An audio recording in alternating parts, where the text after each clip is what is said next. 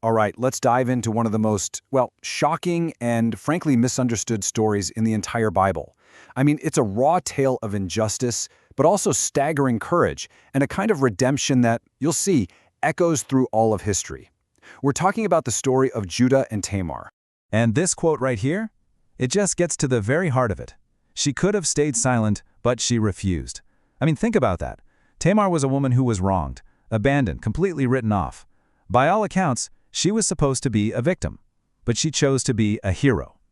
The amazing part is how she refused to let a totally broken system have the final say on her life and her future.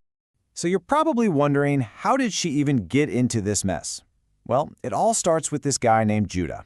You might know him. He's one of Jacob's 12 sons, but he kind of goes off on his own, separates from his family, settles down in a Canaanite town, marries a local woman, and has 3 sons. And this is what sets the stage for Tamar to enter a family that's, let's just say, already straying a bit from its roots. And here she is. This is Tamar. We're told she's a woman of dignity, and she's chosen to be the wife for Judah's firstborn, a guy named She comes into this family with all the hopes you'd expect any young bride to have, right? You know, build a family, secure her future, carry on a legacy. But, as you can see, there's some shadows here. Judah's household was far from perfect. And this is where her whole world just begins to fall apart. Let's just walk through this timeline, because it's brutal.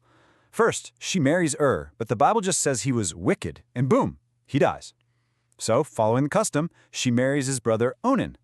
But he cheats her out of having an heir, and then he dies too. So Judah promises her his last son Shelah, but that promise, he breaks it.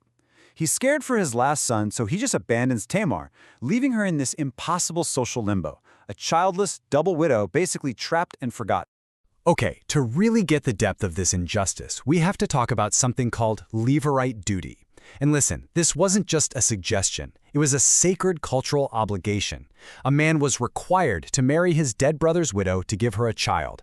Why? To preserve the dead brother's name, his inheritance, and, crucially, the widow's future.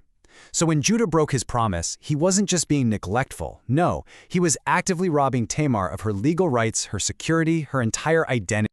So years go by. Tamar is just waiting and waiting. She finally realizes the promise is never going to be kept. Shelah is all grown up, and she's been completely cast aside.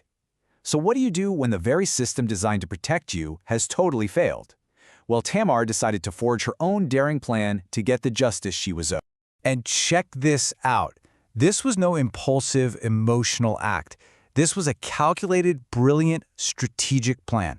Step 1, she disguises herself, throws off the widow's clothes, puts on a veil.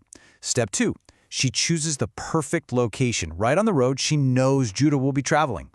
Step 3, when Judah propositions her, thinking she's a prostitute, she negotiates the terms. And step 4, this is the absolute masterstroke.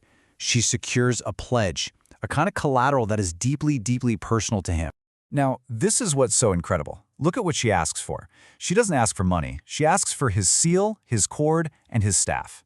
In our terms today, that's like asking for someone's driver's license, their credit cards, and the keys to their house. The seal was like his personal signature. It authenticated documents. The staff was a symbol of his authority, his leadership.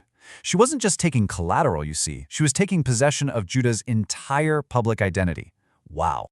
So 3 months pass, and Judah? He probably thinks he just got away with a little roadside embarrassment. He's more worried about his reputation than these missing items. But Tamar is now visibly pregnant. The secret is out, and when word reaches Judah, it sets the stage for a dramatic life-or-death confrontation. And just look at Judah's immediate reaction. There are no questions, no investigation, zero mercy. Just bring her out and have her burned to death. The hypocrisy is absolutely staggering. I mean, the same guy who just slept with a woman he thought was a prostitute is now sentencing his own daughter-in-law to be burned alive for what he thinks is the same crime. Unbelievable. This puts everything on the line for Tamar. Can you imagine? She's being dragged to her own execution. And the man who is both her father-in-law and the father of her unborn child is also her judge and her executioner. So the question is just hanging in the air. How in the world can she prove her innocence and expose the truth without being silenced forever? This really just lays it all out, doesn't it? The scales are so unbalanced. On one side, you have Judah. He broke a sacred promise, he slept with a woman he thought was a prostitute, and he rushed to a death sentence. And on Tamar's side, she fought for her legal right. She used the system against itself to get justice, and she offered a quiet path for the truth to come out. It's just no contest. So instead of screaming and shouting her defense, she does something so much smarter. She sends a quiet message. She presents Judah's personal items and simply says, "I am pregnant by the man who owns these. Please, take a look, see whose they are." I mean, it is a masterclass in strategy. She doesn't accuse him publicly, she just presents the undeniable evidence and gives him the chance to confess. And this is the pivotal moment of the whole story. I mean, just imagine the scene. Judah sees his seal, his cord, his staff. The proof is irrefutable. The veil of his own hypocrisy is just torn away, right there in public. And in that instant, the accuser becomes the accused. The weight of what he's done just comes crashing down on him. And then he says something truly remarkable. He says, "She is more righteous than I." He doesn't just admit he's guilty, he actually affirms her righteousness. He publicly confesses that her drastic actions were a direct result of his failure to give her to his son Shelah. It is a stunning public turnaround and a total vindication for Tamar. And the result of this whole crazy confrontation? Tamar's purpose is finally fulfilled. She gives birth not just to one son, but to twins, Perez and Zerah. The family line that was on the brink of ending is now totally secure. And this right here, sets the stage for a legacy that nobody could have ever predicted. Right, so this isn't just some scandalous family drama that ends there. This moment of brokenness, of confrontation, actually becomes a critical link in what Christians call salvation history. Let's take a look at how. First, look at the name of the firstborn son, Perez. In Hebrew, it literally means breakthrough or to burst forth. The midwife at his birth even exclaims, "So this is how you have broken out." How perfect is that? The name itself captures the theme of the whole story. Tamar breaking through injustice and a new lineage bursting forth from a situation that looked totally hopeless. In this chart, this shows you the incredible long-term impact.